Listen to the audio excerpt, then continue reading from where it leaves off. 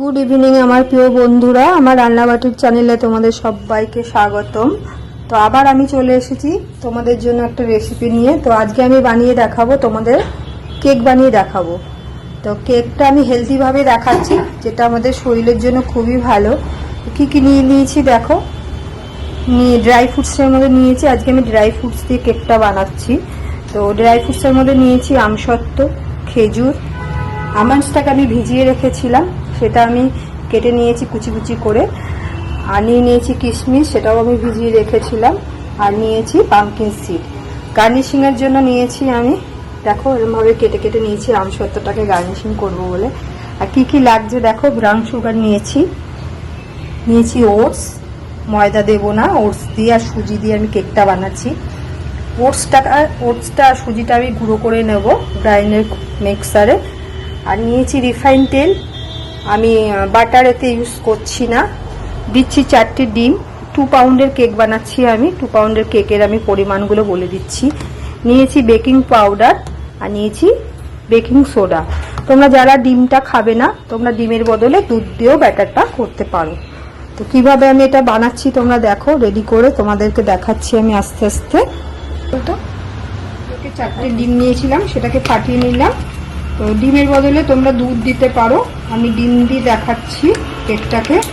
দেখো ওটসটাকে গুঁড়ো করে নিয়েছি মিক্সারে, ব্রাউন সুগারটাকেও গুঁড়ো করে নিয়েছি, আর সুজিটাকেও আমি গুঁড়ো করে নিয়েছি। এবার কেকের ব্যাটারটাকে আমি তৈরি করব, আস্তে আস্তে সব দিয়ে দেবো, আস্তে আস্তে সব একসাথে দিয়েই আমি ব্যাটারটাকে ভালো করে গ্রাইন্ড করব। রিফাইন তেলটাকেও দিয়ে দিচ্ছি।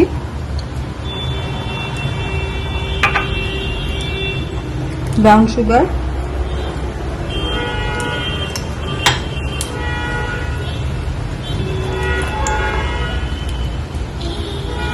খেজুর, আমসত্ত্ব দিয়ে দিলাম, কিশমিশ আর আমন্ডসগুলো গার্নিশিংয়ের জন্য রেখে দিলাম, আমসত্ত্ব আর পামকিন সিডটা। বেকিং সোডা দিচ্ছি ছোট চামচের 1/2 চামচ, আর বেকিং পাউডার দিচ্ছি এই চামচে 1 চামচ, আর 1 চামচও দিয়ে দিচ্ছি, যেহেতু আমি এটা 2 পাউন্ড বানাচ্ছি।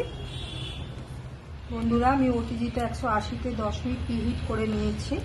আর আমার বন্ধুরা দেখো আমার কেকের ব্যাটারটা পুরো রেডি হয়ে গেছে। আমি 10 মিনিট মতন রেখে দিয়েছিলাম ব্যাটারটা তৈরি করে। আর ওদিকে আমার ওটিজিটাও আমার প্রিহিট হয়ে গেছে। তো আমি এবার ব্যাটারটা ঢেলে দিচ্ছি। দেখো বন্ধুরা আমি এরকমভাবে গার্নিশ করে নিচ্ছি, পামকিন সিড দিয়েছি, আমসত্ত্ব দিয়েছি। লাগছে, দেখতে ভালো লাগছে, আমার খেতেও ভালো লাগবে। এবার কেকটা আমার পুরো রেডি হয়ে গেছে, আমি এবারে বেক করতে দিয়ে দেবো।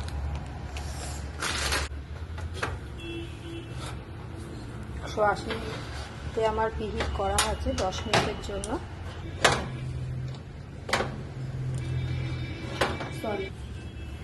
আমি এটা বন্ধ করে দিলাম। এবার 150-এ 35 মিনিট তোমরা এটা বেক করবে। এটা পুরো রেডি হয়ে গেছে বন্ধুরা, আমি এবার এটাকে বার করে নিচ্ছি কেকটাকে। ওয়াও কি সুন্দর হয়েছে দেখো দেখতে। এবার প্লেটিং করে তোমাদের আমি কেকটাকে দেখাচ্ছি।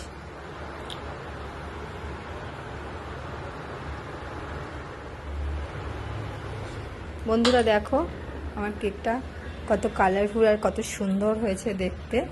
তো কেমন হয়েছে দেখতে, আর এরমভাবে বানিয়ে তোমরা বানিয়ে আমাকে কমেন্ট করে জানিও যে কেমন লাগলো আমার কেকের রেসিপিটা। তো থ্যাংক ইউ সো মাচ আমার বন্ধুরা।